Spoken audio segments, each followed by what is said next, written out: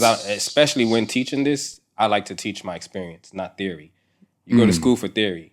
So it's a mix of Airbnb, these other short-term rental platforms, my direct booking website, and being contracted with these insurance companies, real estate brokerage companies. Because, we learned you don't want to put all your eggs in one basket. You know what I'm saying? Yes, sir. Fool me once. Right. Shame on you. Fool me twice. Shame on me. Can you give me a testimony that wowed you?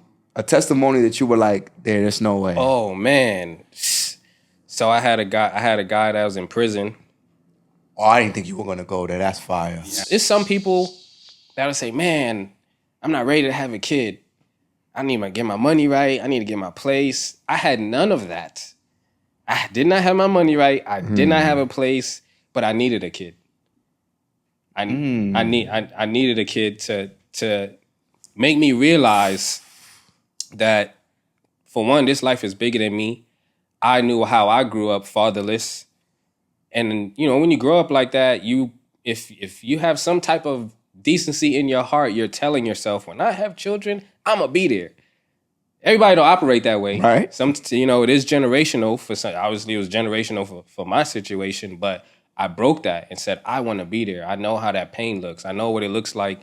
My friends getting picked up by their parents, and I got to get a ride with them because mine, you know what I'm saying? So I always said to myself, I wasn't going to put any of my children through that. I'm going to be there. So I needed to have a kid to kind of clean me up.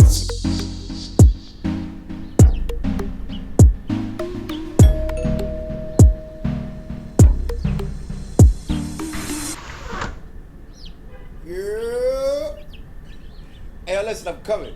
I'm coming right now. Come on in, y'all. Truly honored and blessed to spend and invest time with these guests. But most importantly, spend time and invest time with you too. If you don't know who I am, I'm Rob De La Rosa, the bald-headed Dominican from the Bronx. And all you gotta do to help me, help you, is like, comment, subscribe.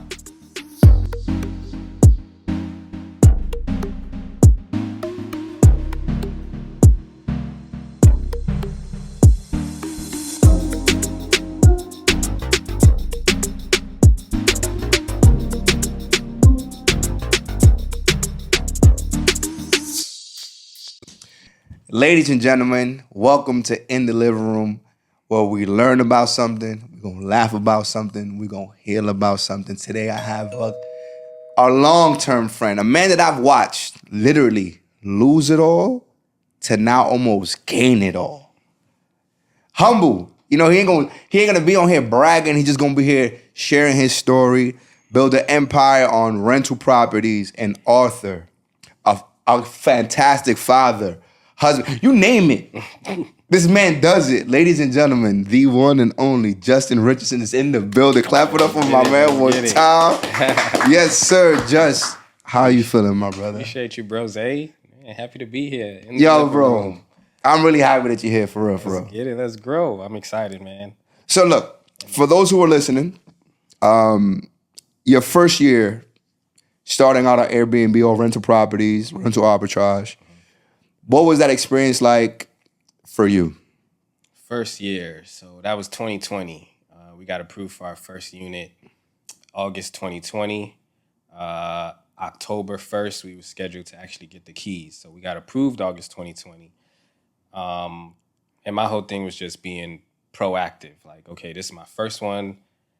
Get approved August, get the keys October. Gives us enough time, get furniture. Because we didn't have it like we had it now.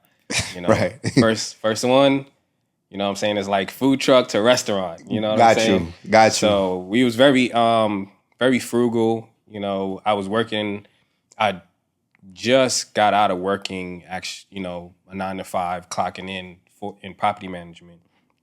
So built great relationships. So I was able to hit up guys that work on the property. Yo, any evictions, holla at me. I'll come pick up the couch, whatever they leave behind, stuff like that. So it was, we was very frugal with that one. I don't think I spent more than $1,500, $2,000 on the furnishing because it was a 1-bedroom, 1-bath. Great location because it was near, we still have it 3 years later, near the baseball stadium. So where the Braves play. about 18-minute walk from the stadium. So, and then, we went ahead and got back in profit pretty quick. Just so happened that year, I think that year, Braves won the World Series. This is a fact, So, though. Wow. I was 1 bedroom, 1 bath with basic IKEA rundown furniture, upwards of $150, $175 a night. I'm only paying about $1,100 a month for the rent. So that was a pretty nice return, and we ended up just rinsing and repeat, getting the next one and the next one. So we end up scaling to, I think, 11 or 12 units within our first year. And in 2020. End of 2020, and going into 2021. So we're talking about 12 months. So Got from you. October 2020 to October 2021. Okay. Okay. Yeah. And that's the world's kind of opening up now towards the end of that 2020-ish. Yeah, but see, the thing is, like, I told my I have a pretty close-knit family, so, and they're very supportive, not all, some, but definitely my mother. So when I family, you know how it is. Right. Who doesn't have a dysfunctional family? Right. Hey, when niggas say, I got a dysfunctional family. Who doesn't? Who doesn't?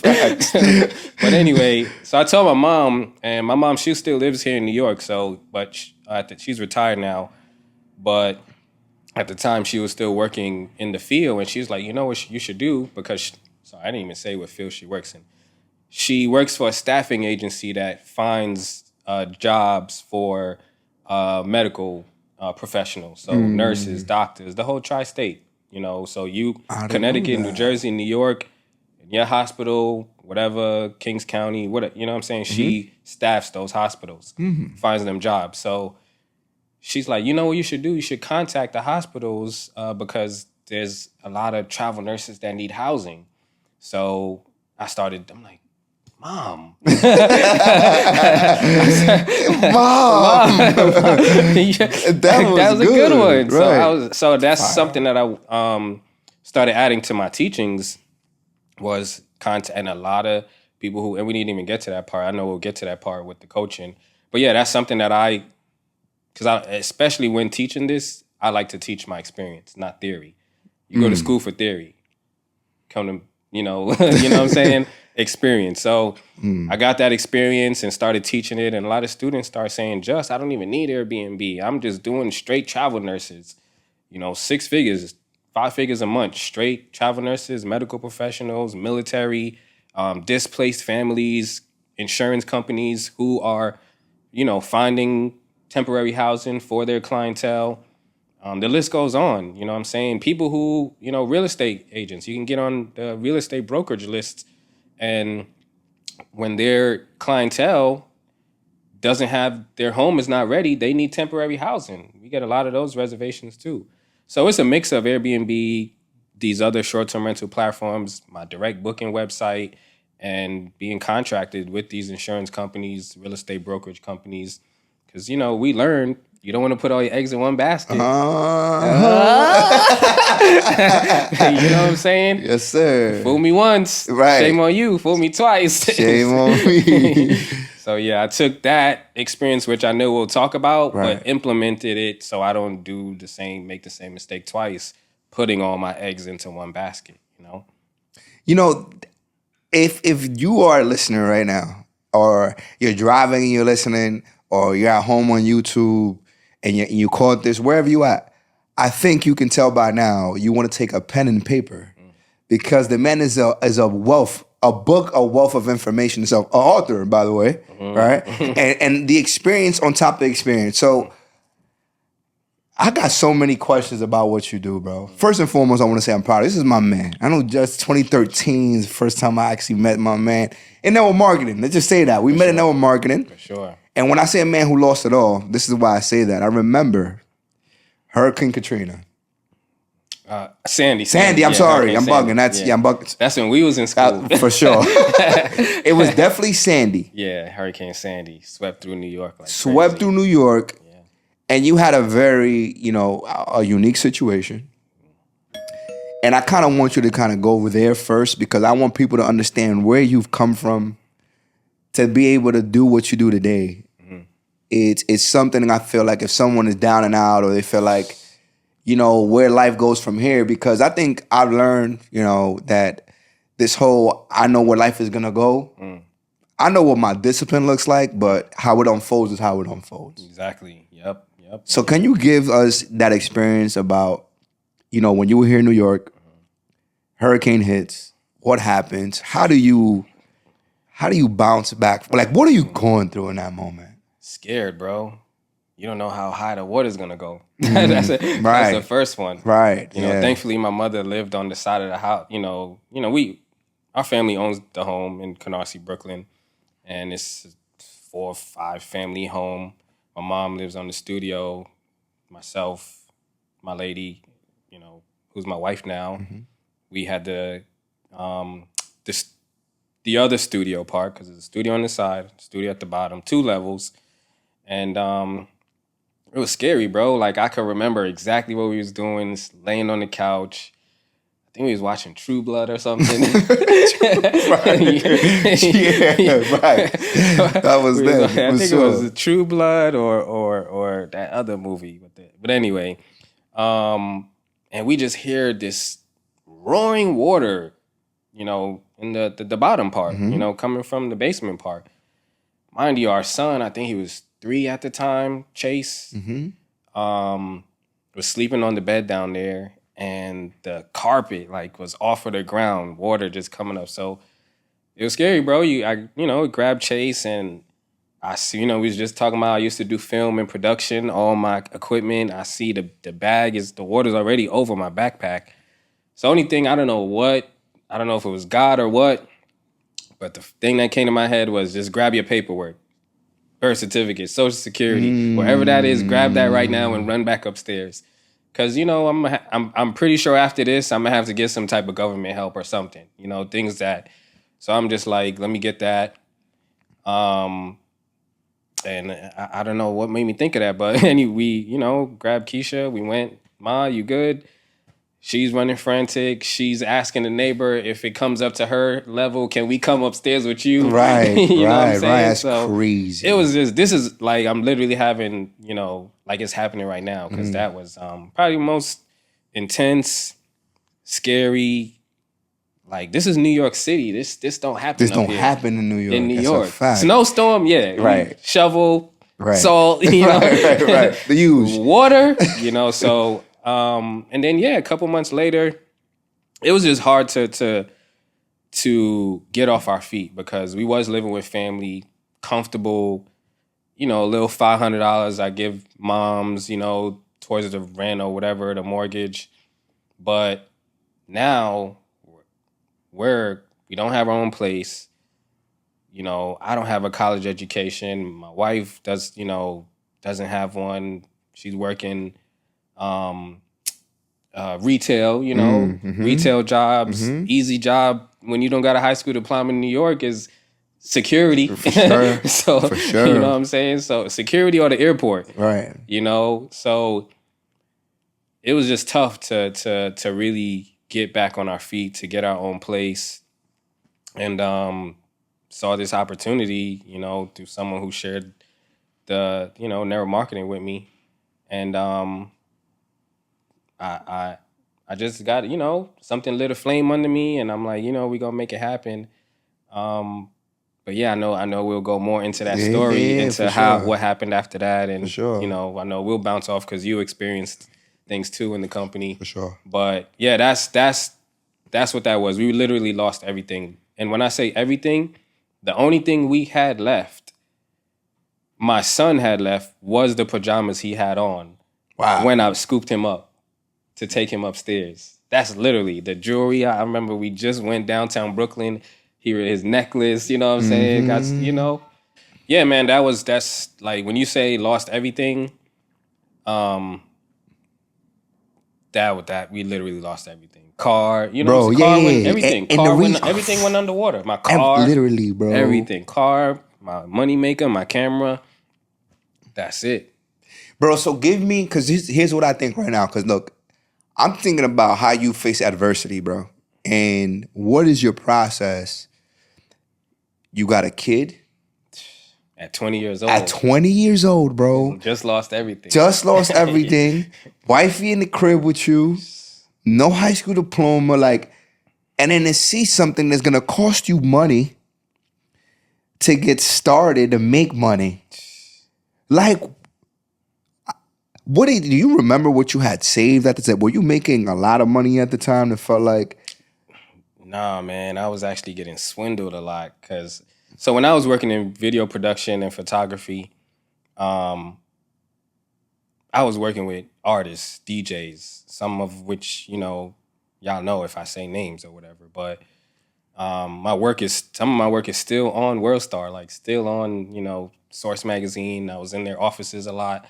I traveled a lot. It would look like I was making money. It looked like it.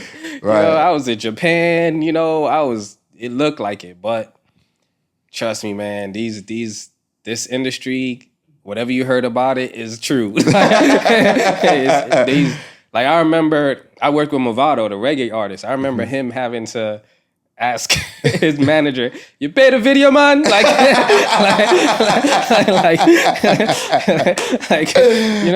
that man, bro. Movado took care of me. Fire. Shout out Movado, bro. Yeah. Shout out Movado. He made sure, but yeah, man, they don't. I got swindled a lot, but you young, you in these rooms, you seeing some of your favorite rappers you grew up on. You at Hot 97 in the buildings with these people shaking. You like, fuck the money. Like this is it'll come. You telling yourself that. Right. As long as you stay around. But man, eventually, just being ignorant. Not being educated. I know. My guy asked me earlier, did I have insurance? Just stuff like I had tax money. Did my taxes and I'll re-up with that.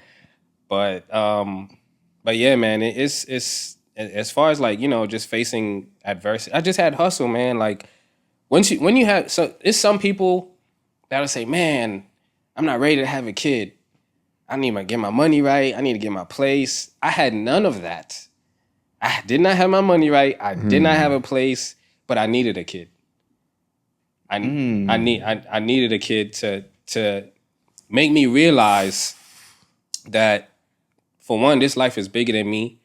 I knew how I grew up fatherless, and when you grow up like that, if you have some type of decency in your heart, you're telling yourself, when I have children, I'm gonna be there. Everybody don't operate that way. Right. It is generational for some. Obviously, it was generational for my situation, but I broke that and said, I want to be there. I know how that pain looks. I know what it looks like. My friends getting picked up by their parents, and I got to get a ride with them because mine, you know what I'm saying? So I always said to myself I wasn't going to put any of my children through that. I'm going to be there. So I needed to have a kid to kind of clean me up. I was doing stuff in the street I had no business doing. I was just being young and dumb. I did my little accident scams. I have a story, bro. I was doing the accidents. To this day, I can't get a U-Haul truck. To this day. Because it's dirty. It's over. It's dirty. I was in Atlanta trying to move from one spot to another spot. Pull up with my credit card. Nah. No, sir. You got to go outside. Call Keisha. Yo, can you do this for me? Right. Like, I was to that point. Like, the day my son was born, my mom was like, I don't care what you're doing. You better get to this hospital right now. I was in the street trying to make some money. But I needed a kid because I just knew I got to leave him with something. Because I know what it's like trying to find it on your own because your parents did the best they can, with what they knew. But they didn't leave. I'm not saying my parents didn't leave me anything, but I just seen how hard they had to work to leave me something. Right. But I just knew that I could kind of hopefully do better than they did. Not saying they did bad. However, I want to leave something significant for them. I want to be an example for them because all that I'm doing, I can't teach them that. Right. I can't bring them to work. For sure. For sure. You know what I'm saying? So now I'm doing something where we're all involved. You look at my stories, you look at my social media, my kids are with me, my wife's with me. It's really a family business. And it took me having a child to get to that, because God knows where I'll be. I don't know if I'll still be doing stupid stuff, but again, we would never know. We would never know. We would never know. And just I want to just say, bro, I'm proud of you, man, because it takes a different kind of man. Because there's some men that go out there and have kids and become worse. Yeah. And become worse, bro. And you decided to make that change, bro. And as a family business today, just some perspective for me. That first year, y'all went and got about 10 units, you said? Yeah. Where are you guys currently at today? How many units do you currently run? So right now, 14. And we could have, and I'm happy with where we at. We're growing. But when that course came in and the one-on-one coaching, it's like, okay, now we have something that kind of, I don't want to call it a monkey wrench because it wasn't anything bad, but it's something that got thrown in there where it's like, kind of threw us off of our momentum with building our portfolio. Okay. Because, you got the speaking engagements, you got the coaching, you got these commitments, because This is interesting. the coaching and mentorship took off. It was so much demand, the content, and that's a job in itself. You know what I'm saying? Constantly creating content, putting out content. So I kind of, lost a little bit of focus of growing, not making sure that they, I'm not a slumlord, because there's some people who get so caught up in the other stuff and other things they got going on that the quality of, as far as being a good host starts to dwindle. Because I do my research. I see them. I look at some of these people who's out here coaching and mentoring. I found your little listing. Like, damn. You talk to them, though. Damn, that's what you're doing? You had to wait 5 hours to get inside? Yo. So it's like, I did not lose sight of that. Becoming a slumlord. Because you're still a landlord. You're Airbnb host, short-term, mid-term, long-term. You're still a landlord. You're still in property management. And there's some real shitty ones, and there's some decent ones, and there's some good ones. You got A-rated properties. When I'm talking multifamily apartment complex, you got the A-rated ones, like the Gray Star and the Cortland and these big companies, and then you got you got those. The bottom of the barrel. A-rated, B-rated, C-rated. Right. Right. So I think this is just perfect timing on. I wanted to get some perspective of what you've been able to, grow from, right? Because today, Cardi B, right? When this airs out, it airs out. Cardi B posted that, don't give me Birkins, don't give me property. It's going viral right now because people are not paying rent and people not doing this. Airbnb right now as a company, stock doesn't necessarily look too great.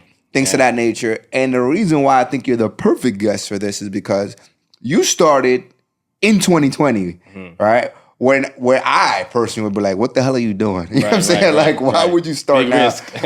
Risk. Is super Nobody's high. traveling. Nobody's traveling. Yeah. That's a misconception. That's a misconception. Yeah. So for me is, if I'm somebody today, right? Because you said something earlier. You said it only took you about $1,500 or $2,000 to furnish your location. This is what I'm doing, Jess. I'm gonna be honest with you. I look at everybody who's doing it. Not everybody. The people who post Airbnb, right? And I've said this before. If I think of a unit, I'm thinking I gotta put in $10,000. Furnishing the place, first month, last month. If I'm doing this with somebody, if I gotta fix my credit, I feel like in total, I'm gonna go in 10 grand. And I'm just give you what I see, what I think. And I'm here to get corrected. I want the listener to feel how I know it's people feeling like me. Right. Here's how I see it. Right. If I'm gonna do Airbnb, first and foremost, Airbnb is shutting down New York. So I'm scared already. Right. I'm in New York. So now I'm thinking I might have to go to Atlanta where my man's is, or I might have to go somewhere. And the thought of flying somewhere to have a property to make a residual income that's worth it. Right? So I'm thinking, okay, I'm probably gonna have to put up around 10 grand. My lease, right? So if my lease is a year, because I don't know if they're doing 2-year leases, 3-year leases. If I put up $10,000 and it's a 12-month lease, I'm probably only gonna come up $3,000-$4,000. If that. I'm thinking break even at best in the climate we're in right now. How and why would someone like me get started in rental properties, rental arbitrage, Airbnb in the climate we're in? Well, yeah, 1,500, $2,000. You're not finding that today. You're not even finding the cost of bread being the same as it was in 2020. That's a fact. Oxtails, it's like lamb chops. Yes. Put that down. We're not get the chicken. Okay. Yeah, you're not furnishing That's a fact. a 1-bedroom, 1-bath for $1,500, $2,000 in today's economy. Okay. As you asked. But the numbers do depend on the floor plan. You know, if you're starting low risk with a studio, 1-bedroom, 1-bath.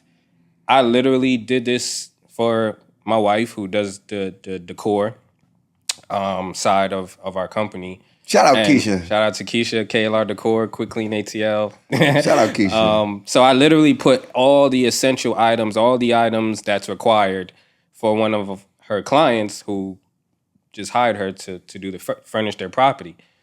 And you put it up it was actually, he had a 2-bedroom, right? Put it all in there.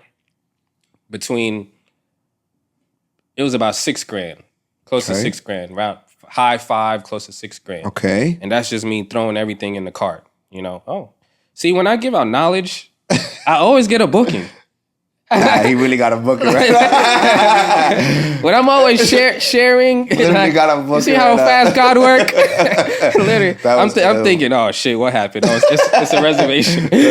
But anyway. So I threw it because I like to be realistic, and if we had time, I would have did it right here. You know, you're talking a quality, mattress, bed frame, simple. You got to keep in mind for when you're not living there. People overspend because they get emotionally attached, and I learned this in business long time ago, which is one of the reasons I'm able to keep my shit together. You cannot get your emotions tied up in business. You know, whether that's how much the money you're making, the money you're losing, but we talking about short-term rentals here. You can't get emotionally attached when you're furnishing these places. Yes. I need the couch this color because that's my favorite color. Right. You're marketing. You're serving the masses. Everybody don't like pink. Everybody don't like purple. So I'm a neutral. Everybody don't like hotel style. People get this misconception that you got to set up your Airbnbs like hotels. Airbnb has ads running on YouTube right now as to why you should not stay in a hotel and add your own touch. Literally, the ad. Mm-hmm. Watch YouTube tonight. That's perspective. Something tonight. You're gonna. I seen it during the game. I was watching the game last night, and I seen it pop up. They don't want you to set it up like hotels. Add your personality. Add your touch. However, you also got to keep in mind you're marketing to the masses. Like sometimes. Again, just me doing my due diligence and research, just staying up to date with the market, up to date with my, competition. I look at some of these theme Airbnbs, I pull up the calendar, they're not booked out. Everybody doesn't like Mario. Luigi, you know what I'm saying? For sure. So it depends. It depends where it's a complex thing when it comes to serving the masses. This we had a service-based, you can say, type of business. Sure. Hospitality, it's doing your market research because maybe in Disney they might like the whole Mario Disney, that type of. They might like that there because there's a bunch of children, but don't put that in Buckhead. And then you wonder why you're not getting booked. Right. You know what I'm saying? So again, it's just you knowing your niche, knowing your target audience. Is many different ways in to have success in this business, but there's also a lot of ways where you'll fail. You'll lose your shit. You feel like you wasted your time because you should do a theme unit. Like I had a friend of mine was like, yo, you should do a theme unit marketing to our people. Like have Bob Marley, have Martin Luther King. No. Sounds like a genius idea, man. It's like I don't want to do that. Right. You know what I'm saying? I want to market to Italian people, Spanish people. What? Who got money? Rated E for everybody. That's what I'm here to do. I guess that's great. I mean, that's great advice and perspective because we got to touch on the Cardi B thing too. Yeah, yes, because I'm going right back. We're going right back to the number. Like, just if I want to go get a rental property today, because those are not the numbers you were doing. Mm-hmm. And the only reason I asked, because when you were doing it, it was a tough time when you got started. Mm-hmm. I think right now, times are as tough, right? So can if someone comes across this interview and goes, by the way, the man got 14 properties and stopped because he went and built a gigantic service business. Because he's very humble. You know what I'm saying? And how many students or clients, you would call them, have joined your group? Oh man, over thousands. But I say between 6,000 to 8,000 at this point. Yeah. 6,000 to 8,000 people. It's almost triple IMD. Yes,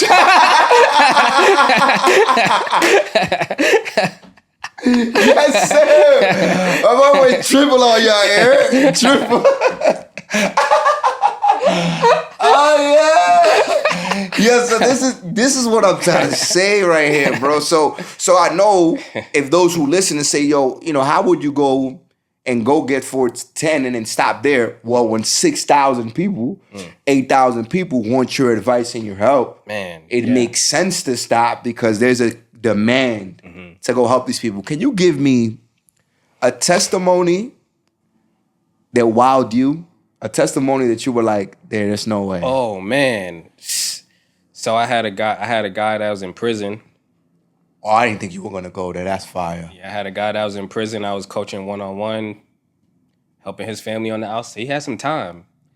He hasn't, he had a little bit of time on him. Nothing too crazy. Right. Not like Free 10 boy. years, but more than I can handle. Right.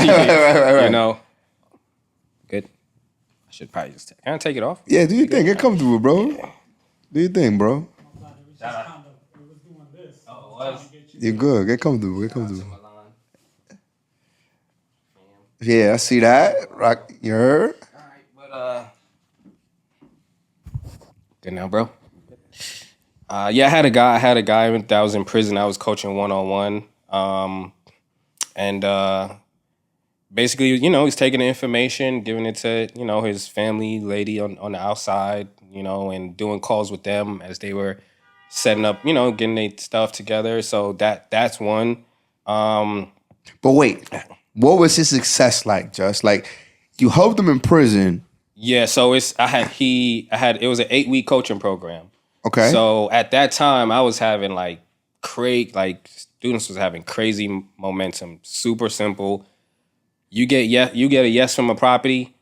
They're giving you as many units as you want that they can give you. You're talking about 150, 200, 300 unit apartment complexes.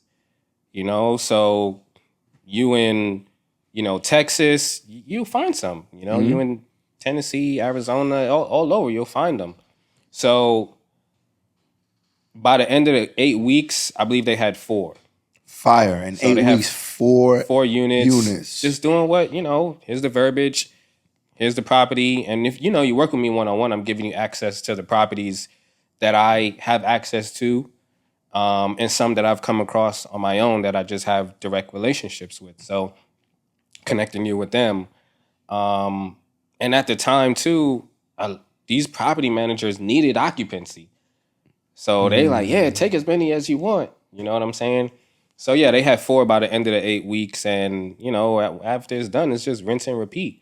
So you contact them, hey, this is so-and-so, you get your yes. Yeah, and that's it. I had Kenji, who, when I was working with him, he was on bed rest with COVID. He ended up getting units in Texas, starting a cleaning company in-house. So, his cleaners are cleaning his units. So that was one right there. I had a guy who DM'd me his success story and his numbers and everything. And he said he had to open a bank account, go in overdraft in order to get his first unit.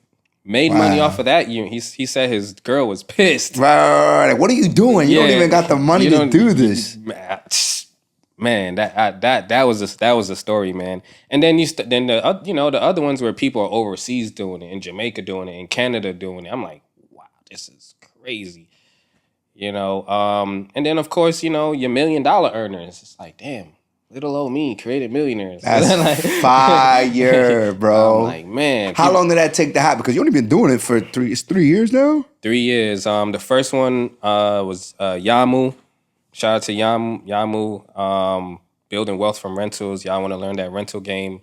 I have no affiliate. I don't get no money. She's just killing it. She's a great person, and she's my first student that did 7 figures, building wealth from rentals. That's her Instagram page, and has a powerful story. Came here from Africa.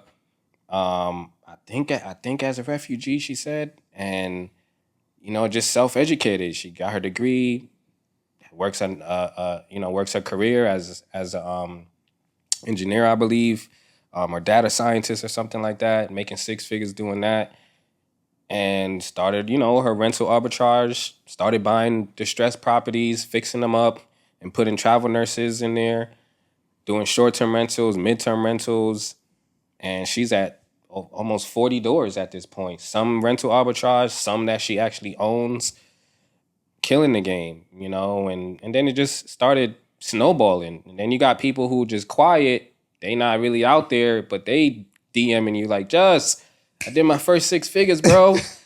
Appreciate you, man. I'm like, dang, that's what's up. Can I post this? Nah. Don't post that. I just want to show my gratitude, bro. Right. Like, I respect it. Right. And for the record, my people, before we got started, it's like, yo, my man's not gonna talk his money, but y'all see what he got on. You understand what I'm saying? Like, it's your door. You know what I'm saying? Like, y'all see what he got on.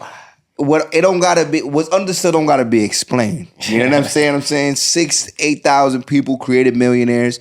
And I love that you said, look, I don't have no affiliate. I'm just gonna let you know who she is. Yeah. It kind of just lands on you having an affiliate program at this once upon a time. I did, yeah. Right? Yeah. So look, ladies and gentlemen, all right, I gotta do this for y'all who are listening. He no longer has an affiliate play or things of that nature, but maybe, I don't know, I'm gonna ask him here if is there a way that he can help you for listening, because I got him on here. Oh, for sure. Definitely. You know I always hit him with the 50% off. There it is. Look, I didn't even know 50% fire. So, but this is for y'all, and we're gonna use. I'm gonna send you a code they could use. For sure. Could be living room. For sure. I appreciate that, bro, because for sure. In a world today where there's so many people giving this guru advice, or there's not people as solid as you, bro, that went and created a business, saw what you could do on your own, and then saw the demand of what it could do for people. Yeah. And then he affiliated. So here's what I talk about this man, how he faces adversity, right? Because, bro, I'm moved by you, bro. Wow. I knew you when you made no money, bro. Like, no money, bro. Taking the train to the Bronx to do a presentation. Bro. Like, no Which bread. one is it? None, bro. And I wanted to say, like, today, we'll be modest and just say the man's a multiple 6-figure earner. We'll just say that, all right? We'll just be there, right? Were there times where you didn't think you were going to earn the money you're earning today, or impact the people you're impacting today? Man, I can't say I didn't know it was going to come the way it came. Because nobody grows up saying, I'm going to be a short-term rental coach. What are you going to be when you grow up? I'm going to be Airbnb host. Super host. It wasn't even here yet. It wasn't, no, nobody says that. Yeah. But it's just how God works. God aligned it. And it's like I prepared myself for it. However, I don't want to say I didn't do bullshit. Like, I definitely, got stuff out of my system. Things that you always wanted to do when you was like, when I get this, right, I'm going to do this. Right, you know what I'm saying? So I definitely did what niggas do. I definitely splurged a lot. It's like, I'm like, why the hell did I do that? Right. But thankfully, you do make those mistakes. Once you have it, you have it. Once you make $1 million once, you know how to make it again. It's just doing it over and over again. You make 6 figures once, you make 50,000 once, whatever. Once you get, it's rinse and repeat. Right. You know what I'm saying? And even if it's not rinse and repeat in that exact system, you accomplished it.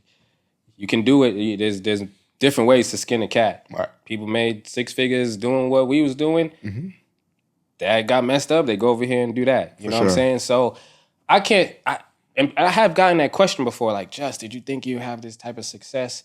I knew it was going to happen, just not like this, because I worked on myself a lot. I invested in myself a lot. even when I didn't have it. You know, during the pandemic, I took that opportunity when the world was forced to quarantine. I think it was March 2020. If I didn't do what I did in that month, I would have still been working. That month I took advantage. They was like, you could work from home. I'm like, you fucked up, right? I would work, but I would work a lot harder on me. Right. And that's what I did. And I was telling even my coworkers, I was telling them like, yo, that mobile detailing you said you want to do, now's the time. Go in on that. Right. You know, people still need car wash in the pandemic, you know? So that food truck, I was telling people, I was their manager, telling them, yo, this is our, when the stock market crashed in 2008, this is our time now. Moment right here. And I took that time, did all these real estate courses. I did vending machine courses, stock courses, credit courses, and our cleaning company went ahead and, fixed that up, fixed my personal credit, learned business. I didn't have any business credit yet, learned the business credit plays during that time. So everything was just prepping for me to become full-time, for God to use me to serve all of these people. But I had to get the experience first. I had to get this story first, in order to produce what happened. But that's I can't really say I didn't expect it, because I planted the seeds, I tilled the soil. And then it just so happened to be this industry where I had success. But it even goes back further than that, because when the network marketing company went out of business, I had to go to work. You know what I'm saying? Talk about it. I done bid at I worked at the pet shop for $7.25 because I had to do that. Take the BMW that the company gave me and go do Uber Eats. I hear you. You know what I'm saying? Facts. So at the same time, applying for better positions, but I had to do what I had to do as a man, as a father, to keep a roof over our head. So this is just a story leading up to, me, like I said, just working on myself. Not just working, but working on myself. So after applying for jobs, and out of those, I told myself, I said, I really like network marketing. The relationships that we've built, the personal development, and it opened up a side of us that we didn't know. For sure. I'm pretty sure when you was working, you never thought you'd be speaking in front of hundreds of thousands of people. For sure. You know what I'm saying? Sure. As introverted as I am, I didn't think I'd be speaking in front of nobody. Right. But apparently people like what we have to say. For sure. But again, that brought us out of that. So that goes to the type of job I was looking for. If I said, okay, if I'm gonna get back into the workforce, I want to get something where I'm gonna get commission. Hopefully it comes with a salary, but I know because of what I did, I know my work ethic. So that just so happened to be property management, where I got a commission, I got quarterly bonuses, and a salary.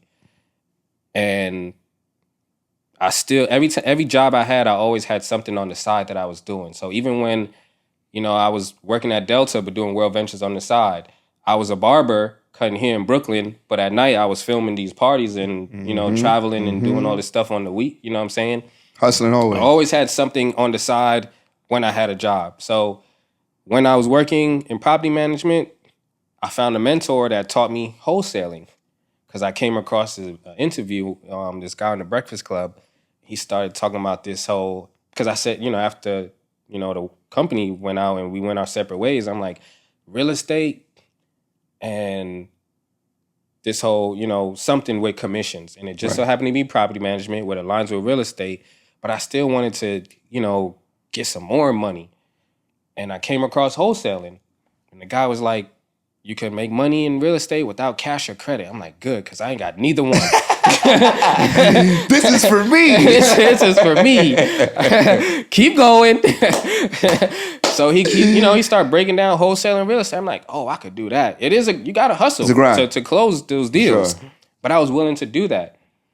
So found a mentor. And yeah, I was finding mentors, but they was in like Baltimore and Philly. I'm like, I want somebody here in Atlanta. I want to sit down, have coffee with them. You know how we do. For sure, that engage that where we come from, for sure. So I found this guy And we met, showed me the game, and he said I was his first student. Because I was like, Look yo, how at much you that, charge? bro. He's like, I don't even know what to charge, but a lot of people keep telling me I should be coaching. I was like, well, can you take $1,000, 2 payments of $500? I was like, when I get paid, you know how it goes. Right. Y'all If I hit you Friday. So he took the deal, you know. And so gave him the $500 out of my check. The other $500 when I closed my wholesale deal. But then he said something else. He's like, yo, Just, I think you do really good in this rental arbitrage, you know, doing. I'm like, what is that? He's like, it's Airbnb, except you don't own the property. And I was like, okay. He's like, because you got the cleaning business going on, you work in property management. I think it's something you do well. And I'm like, nah, you know, I just got into wholesale thing. I wanna get really good at this. Right, you know, I just got here. Right. Pandemic hit, cleaning company, we was cleaning that up. We was seeing that we made 6 figures, but didn't even see none of the money. I'm like, okay, we got a problem here. I can't multi-focus. Right. We got to fix this first before I move to something else. Boom, we cleaned that up. Pandemic hit. This is why it's important to register your. This is why it's important to register your businesses with your local chamber of commerce, right? Even if you are a short-term rental host, because people do need housing. Your local chamber of commerce helps your local city, county keep small businesses in business. So we was getting grants, $20,000 grants. This is the only money I'm gonna tell y'all I got. Yeah, talk to me. We got to talk, y'all. We got to talk. So I was getting $20,000 grant. My wife, you know, because we run the businesses and built them together. $25,000 grants. We was getting these from our Chamber of Commerce. And because our business wasn't in debt, you know, we just had to learn to build credit so we can stop living off of the money that we was making. Gotcha. We was living off of, you got supplies, you got gas, you know what I'm saying? Right. And you got nothing to fall back on, you know what I'm saying? So that's how businesses go out of business, lack of capital. So once we fixed that, company was debt free. We took some of the grant, got into the short-term rental business, and you know, just rinse and repeat from there. But, you know, thankfully he gave me that nugget like, yo, Just, I think you do well in this. And that led up to me being able to walk away from my 9-to-5 because my wife was able to leave in 2017 with the cleaning company. Right. I stayed around and left July 8th, 2020, thanks to the cleaning company. But I always kept in this back of my mind, I'm like, we're going to need another source of income because I ain't trying to go back right back. to, Yeah. to what happened. You said so much for me right there. 2 things you said there. One, your wife left first. Got to take care of wifey first. Wife left first. She hasn't worked a 9-to-5 since 2017. Which is fire. And then you left, and as soon as you left, you said, we got to find something else. So for you to have your wife as a business partner, bro, what's that like? You know what I'm saying? Because one, y'all already do life together. Now you're doing business together. In network marketing, you wasn't the top earner at all. Nowhere near it, right? To then now become this person, and how do you guys come together? You know, give me what's the secret sauce of making this work, bro? It's honestly is communication, but it's not always sunshine and rainbows. We bump heads. You know, we bump heads a lot. You know what I'm saying? We have to learn how to agree to disagree. You got to learn when we're talking business talk and when we're talking babe talk. You know what I'm saying? Like, got to learn how to turn it on. Okay, now we husband and wife, you know, like, you know, now it's the business. You know what I'm saying? So, and you're still learning that because sometimes you just can't help it, just being real. You know, there's still an emotional attachment there. You know, when she hurts, I feel it. We are one. You know, there is that union and you feel it. When I'm hurting, she wants to solve my problems. When she's hurting, I want to solve her problems. You know what I'm saying? But we don't always see eye to eye when it comes to business. But once we sit down and put it out there, hey, I'm not arguing or going back and forth with you. these are just the facts. This is what it is. This is what it is. And we can't argue what it is. And it's sometimes it's me too, where Correct. she's like, Just, you should have did this and you wouldn't have been in this situation. I'm like, and you are right. You are right. Right. Right. You know what I'm saying? I'm not going back and forth because you are right. So we learned that communication is the biggest thing. People, even when it comes to the financials, I'm a person that likes to monitor, making sure money stays in the bank, making sure we are not overspending, making sure we're not overpaying our contractors and employees and things like that, making sure we are paying fairly, and most importantly, making sure we have something to take home too. So that aspect, as far as like the financials, sorry, it's the drink. The financials, that's something you also have to sit down, come to terms with, and communicate. A lot can be smooth and go well. Even if things are going wrong, it just makes it worse when y'all are going wrong too. When y'all bumping heads. Now, okay, shit in the business is going wrong and we going wrong. It's like, okay, that can't happen. It got to be one or the other. So again, communication is the biggest aspect of it. With the earnings and the money, with your roles, what each one is responsible for, and so on and so forth. Just learning how to separate, okay, this is couples talk right now. This is business talk right now. I'm not mad at you or yelling at you. This is my business voice and tone I'm in right now. Right. I like that. It's my business voice and tone right now. Don't take that personal. So you know what I love about what you said earlier, to tie back on what you're saying right here, because this is such a dynamic that I think is important to learn and grow to be. Mm-hmm. Early on, you started with, I was getting swindled a lot. Yeah. All right, like when you started in business, you was around the big rooms, the big artists and stuff like that. Mm-hmm. Then I had a cease and desist from Source Magazine. Nah. Yeah. So we was podcasting before podcasting. I had something called the Source NYC show. Still got the flyer on my phone to this day. This is before network marketing and all that. And we was using Ustream to stream and record and all that. I did not know. I had a DJ that came in. I did what he's doing, the behind the scenes. I basically got the talent and I did the behind the scenes footage. And we had two guys, DJ, a guy who was a host, and we had a girl, almost like the Breakfast Club type of thing. And it was called the Source NYC show.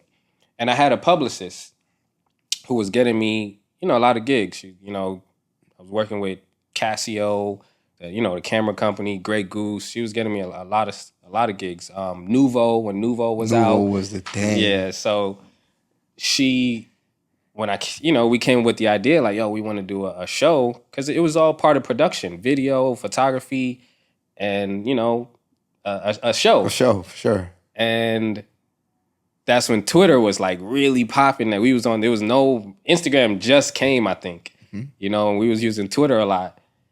And she was getting me. We had Papoose on there. Freestyle Friday. People who's winning Freestyle Friday was coming. I did not know this, bro. Yeah, people. Yeah, yep. What? Who else we had up there? Bad Girls Club. It was a lot of reality show TV stars was on there. So how long did it take before you got the cease and desist from these people? The shit started going viral because these celebrities started retweeting, you know what I'm saying, the videos, the Papoose, the Freestyle Friday rappers was doing so they using the content. Right. You know what I'm saying? Repurposing the content. Repurpose the content, facts, right. So, yeah, man, and then we just got this letter, came straight to the crib. Bing! Mine was, the Source NYC show, and then Source Magazine. That was too close. And I'm like, dang, I work with y'all. Like, I've been in y'all office. Y'all done gave me free clothes. Right. Like, nah, stop doing that. Stop. Yep. We are not friends. This is business. And look, I guess you gave me the alley-oop, bro. You gave me the alley-oop to say, You then have this great thing going. You still have to this day. It's a great thing going on. And then you now have to turn around and be a person that has to give Cease and desist. a cease and desist. Yeah, I had to. So before you get into that, all right, tell me what you do, because this is where I find it's some degree, bro, as a person who has a lot of passion and compassion from business to personal, right? Like, don't take this personal. Man, I got to do that a lot. I got to use those words a lot. You know what I mean? Like, don't take this personal. So you go out there, you have an affiliate program that's amazing, right? And then you come to find out there's somebody out there that's taking advantage of your greatness, bro, of your grace. Yeah, she was bugging. And it's bootlegging your whole course. Yeah. And when you find this out, bro, how do you feel? Does it make you feel like the kid that was getting taken advantage of when you was doing video? Is it like was it a triggering emotion? Or is it a person now that's elevated and say, I heard something like, I don't believe this, but heard you never made it till someone has to sue you, or or you got to go sue somebody. I'm like, I think I might get out of it, but was it like I had both? I've been on both sides. Right. Man. What did that do for you when you found out what this person was doing, and when you had to take this action? Like, how long were you strong on? Like, could you believe that this was going on? How frustrated? Like, I want to know what the hell you were going through. It was definitely. I can't really say I'm shocked, because I learned not to put too much faith in people, because people will disappoint you. So I don't hold this standard like, oh my, I can't believe it's you. Right. Because I done been surprised so many times, bro. It's like it's been times where I kind of got numb to it, basically. Got you. You know, so it's like it's just another day. Just another day. You know what I'm saying? Okay. So, but yeah, this person, I definitely, brought her on my platform. You know, we interviewed her. She shared her testimony, got her unit in Houston, Texas, and all this stuff. And so grateful, and thank you, Justin. I'm praying for you. All that shit. Oh man, bro! I'm like, oh my gosh, and it's crazy because she had this whole Jesus type of, and I'm not assassinating her character. Like these are the facts, right? You know what I'm saying? Right. But it was just kind of, people will be people. People will be people. Yeah. And I didn't even come across the whole bootleg course that she created for $47.99. At the time, my course was $497, and I had an affiliate program where you can get 50% commission. So when I saw it, I'm like, why the hell would you want 100% of $47.99 rather than 100% of, rather than 50% of $497? You know, so bad math.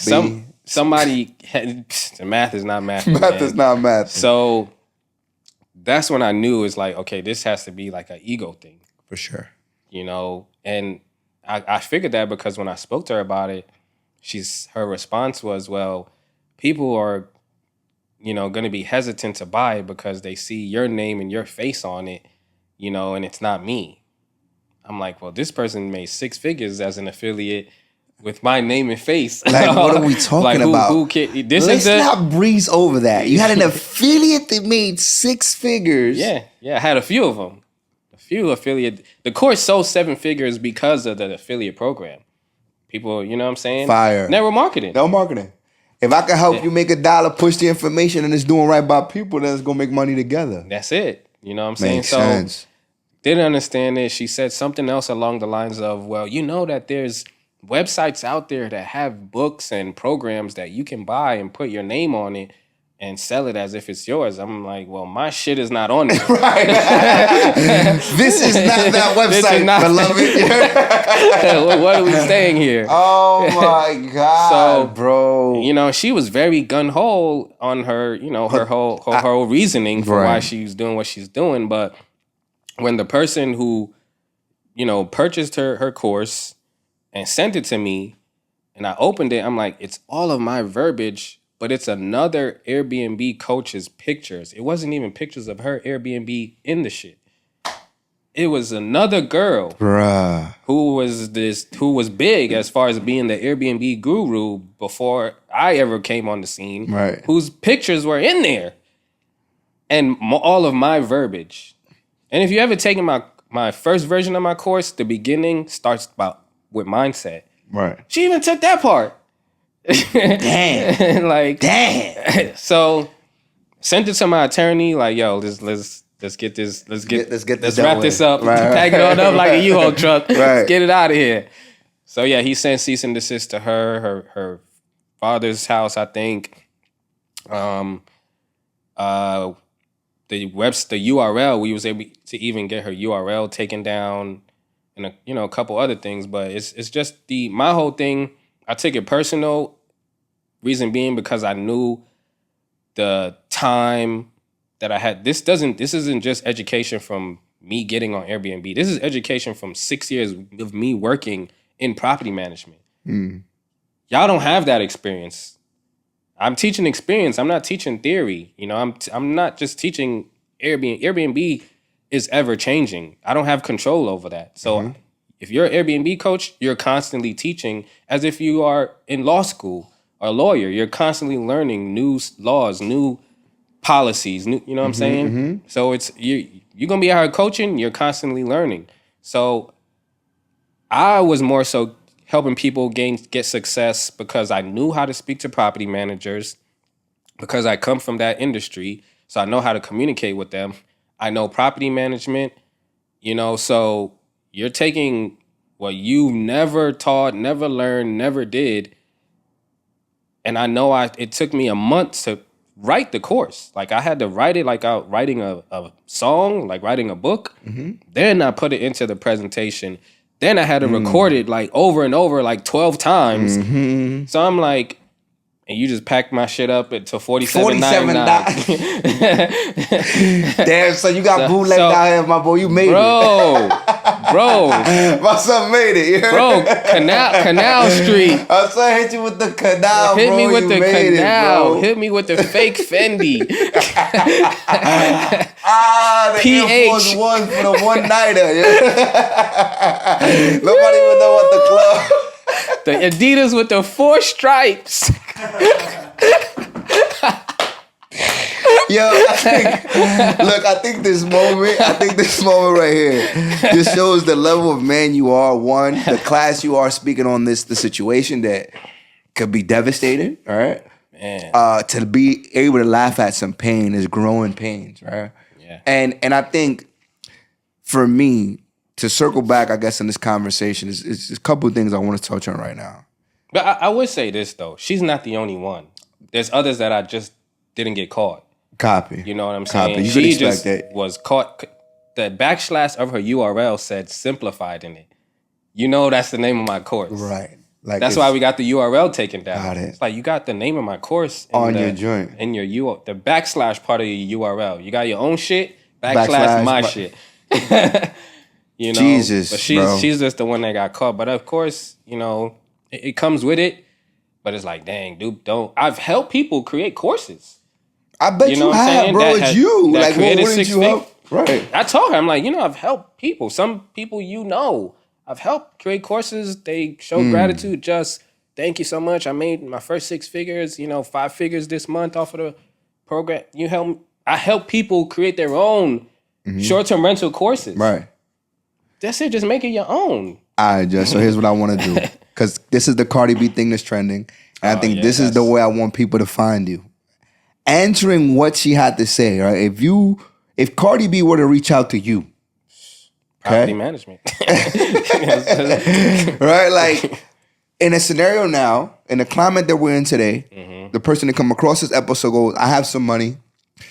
I don't know I'm not a currency trader. I don't know stocks. I don't necessarily know real estate, but I want to find somebody that can help me get my door into rental arbitrage or really have this depth of, that's my fear. I get a property and now I can't get the person out, or the person hasn't paid rent in 6 months, etc. So someone listening, if this was your 2-minute window to say, this is why you should follow me and this is what I help you do. If Cardi B had to come into this room, shout out to Cardi. Shout out to Cardi. If Cardi was in this room right now, I had a conversation with you today about this is why property versus Birkins. Right? Because that's what she was saying. Tripping, Cardi. Give me property versus Birkins. Why? Well, for one, Cardi, with your platform, please don't tell our people to take their money and buy purses. Yeah, this is crazy. And they ain't getting Birkins, so I say purses. Right. They ain't everybody's not in that, getting that invitation, right. you know, to get a Birkin. But real estate there's still money to be made.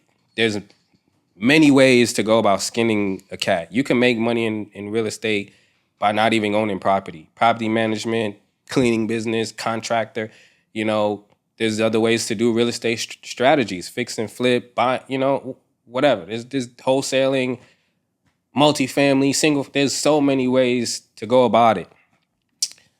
Now, where I feel Cardi messed up is who is her property management company. There's some good ones out there. There's some not so good ones out there. How do I find a good one? How do I avoid these bad ones?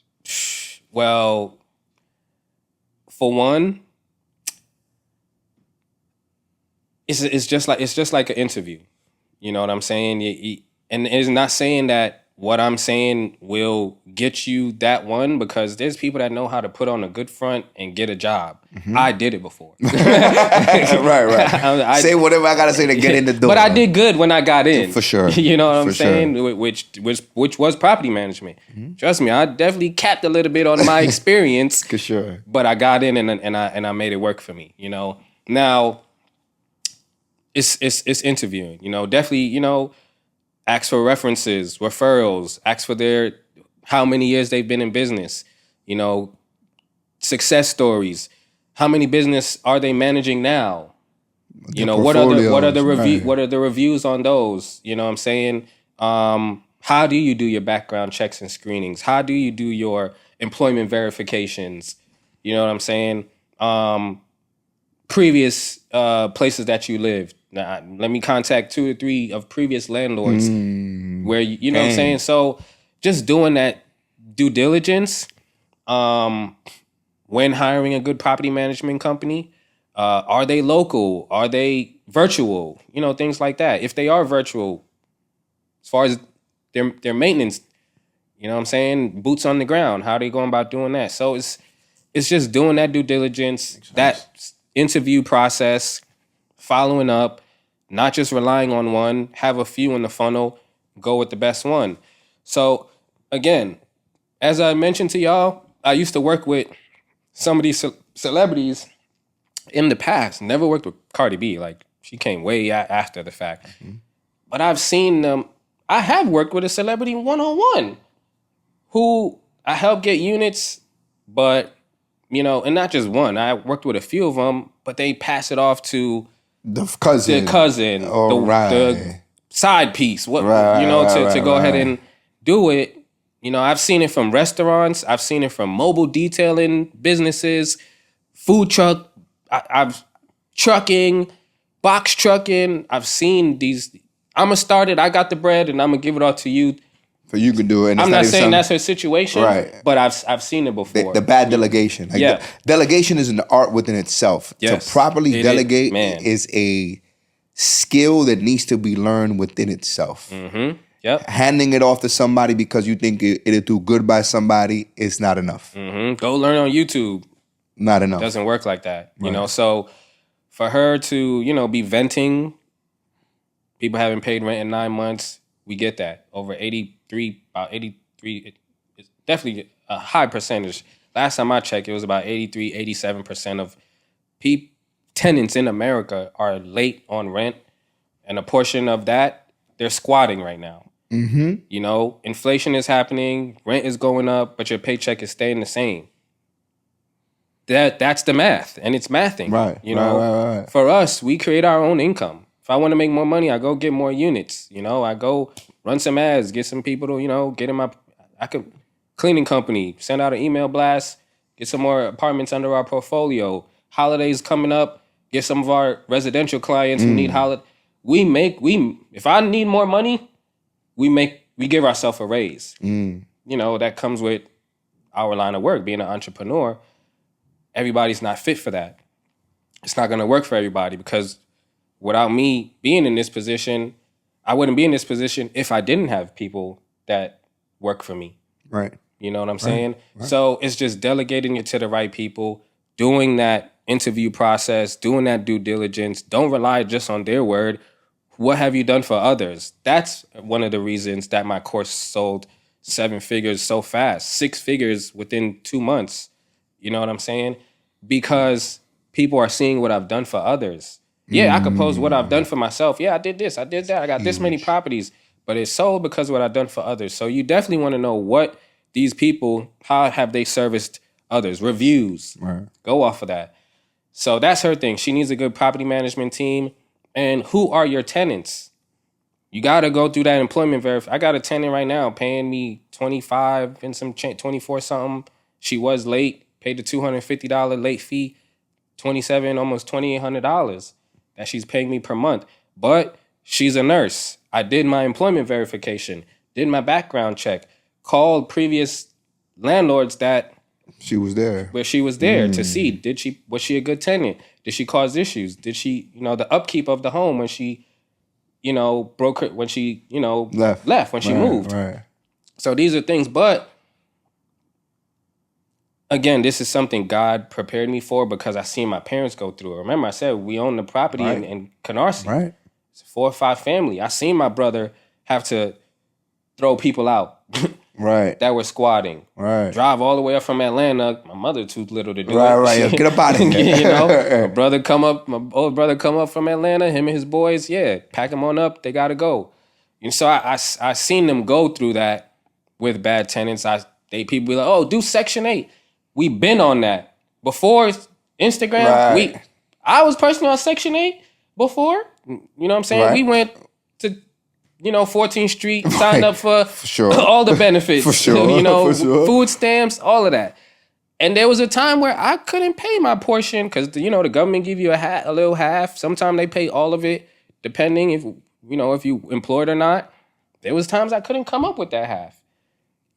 As an adult, when I became an adult, but I seen my family go through it when they were younger. Like, we got Section 8 tenants, but it's times where we still looking for the remaining balance. The government gave you $1,200. We need that extra $5 or whatever. So I seen my family go through it with their tenants, even the properties we own in Atlanta, in these subdivisions. We rent out some of them.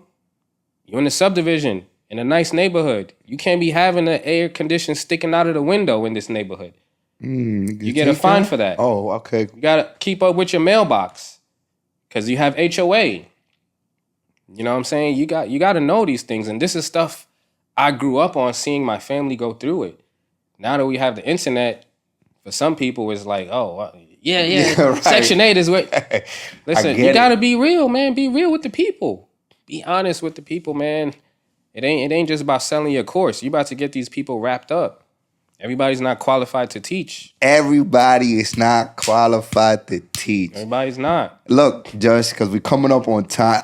This is one of those I can tell. I know. But I want to get more. There's 2 ways it's going to happen. 2 ways. 1, you're going to find him, right? All his details are going to be on the comments below. 2, if y'all need a part 2, y'all got to let me know in the comment section.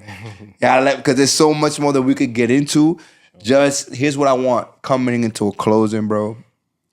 First and foremost, bro, I'm proud of you, dog. Appreciate you, bro. I'm proud of you, bro, in ways that I can't even express. Here's what I want to know from you today. What's your biggest challenge today, right? Because I hear the amount of people you help, et cetera. What do you like most, I guess? What do you like most about what you do? What do you like least about what you do? Like, what's the biggest reward and then what's the biggest challenge? Man, what I like most is, of course, people looking like the money. I'm going to be real. The money is good. Because I know if I would have said some spiritual shit, nigga, you... They in the comments, oh, you making all that money. All that course money. I tell you, I ain't sugarcoating shit. There is money in this course stuff. Right. but there's money in the actual business itself too. You cannot leave out the foundation. Right. But to answer your question, besides, the money's good, the fulfillment, seeing the stories, like, because I we've been through shit, and if it's like, dang, the information I'm giving out, they like really and they're applying they're it. applying it. It's working for them. Dang, you really make 6 figures off of coming from someone who had to make his own way to make 6 figures. I don't have a 4-year degree, working for some big corporation. I had to create that for myself. You know what I'm saying? Not saying you can't accomplish that without a degree. There's many that had, my sister did it, but that was back, I don't know. I ain't gonna say back then, but people could do it. People could do it. Right. However, for me, I had to really figure this out, study this, write this out, make mistakes here, lose money here, lose money there, work here for 6 years to put this whole thing together for y'all. And the fact that I did it, that's great. But the fact that hundreds of other people was doing it, and some are even making millions doing it because of this shit that I put together. Right. It still gives me, chills sometimes, because it's everybody. A lot of people, that's just what they want to do, is make 6 figures. You seen people still got their Instagram name, 6 figure so and so, right. and they ain't even making that. Facts. They just got it there as like the little vision board, That's a little. fact. You know that what I'm is saying? a fact. So that's to see that I was able to help so many people do that, and they didn't have to spend hundreds, thousands of dollars on a 4-year education. No, you get the program, as fast as you implement it is as fast as you can get the results. Now, the part that I guess you could say challenges me is I can't help everybody. Because there's some people, they grow too fast and like, dang, you know what I'm saying? And they kind of, get stuck, or as the situation start happening, they don't know how to get out of it. Because I do get, the DMs and the messages where it's like, how'd you get into that? I ain't teach you that. Right. You speeding, buddy. Where's that in the manual? Where's that in the manual? And I tell people my story. Yes, I had years of property management experience. Yes, I got some real estate background.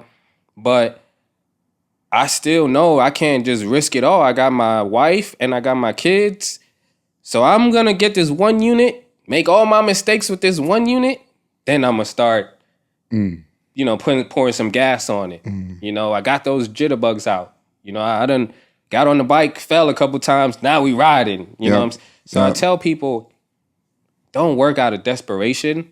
You know what I'm saying? I tell people it is not 100% passive. You are going to have to,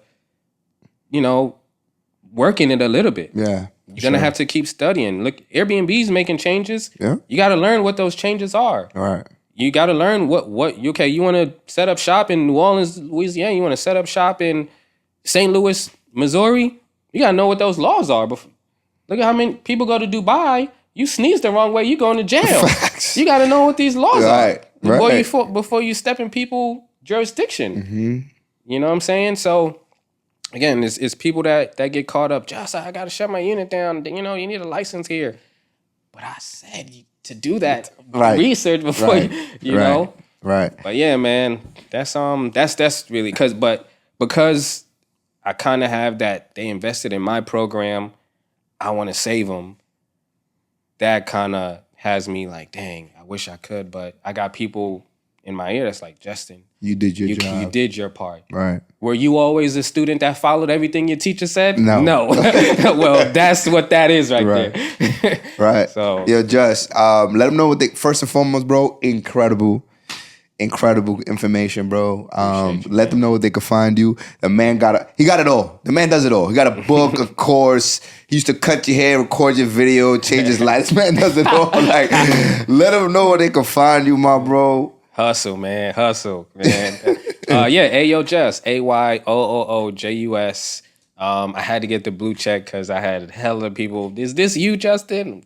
That's not me. Don't buy no Bitcoin from them, please. Please. That's not me. I ain't never gonna ask you for no money. Right. But yeah, AYOOOJUS on Instagram. I have a lot of information just on my Instagram alone that can help you, do some things in this business. And it's not just Airbnb. It's just short-term rentals, property management. I have long-term, tenants. I have mid-term people, and I got the short-term. So diversify. And I said it on my Instagram. If you are only listed on Airbnb as far as a host, that that's a very risky thing that you're doing, putting all your eggs in one basket. Diversify. Get your own direct booking website. You know what I'm saying? So, but yeah, that's where you can find me. strclasssimplified.com. Got a whole bunch of stuff on there as well. Free strmasterclass.com. That you could do the free class and start something just off of that. The class itself is basically my the course in itself. And I'm not afraid to give out information. So if you want to DM me, message, whatever, shoot me a message, because I just believe the ones that are out there hiding information, they don't know enough about what they're talking about. I learned that. People who are afraid to give out information, want to make you pay for every fucking thing, they don't know enough about what they're talking about. All right? That's not me. I know a lot about what I'm talking about. All right? That's why I'm still here. I ain't like some of these people. Hey, I'm selling this. Pack it up. Blowout sale. Everything must go. Shutting my Airbnb down. Nah, man. I'm here for a long time, not just for a good time. So let's get it. Let's grow. Ladies and gentlemen, that's my motherfucking man. Yeah? That's a fucking episode. My boy, thank you so much, bro. You killed that. Thank you so much, my boy. Yo, my boy. Appreciate it. My brother.